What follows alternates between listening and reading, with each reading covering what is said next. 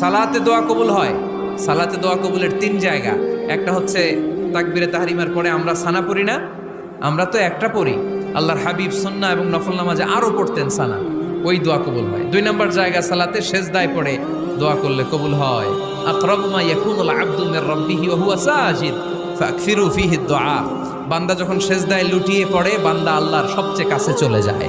কিন্তু বিশ্বনবী বলে, সেজদাটা তোমার রবের কুদরতি পায়ের উপরে পড়েছে।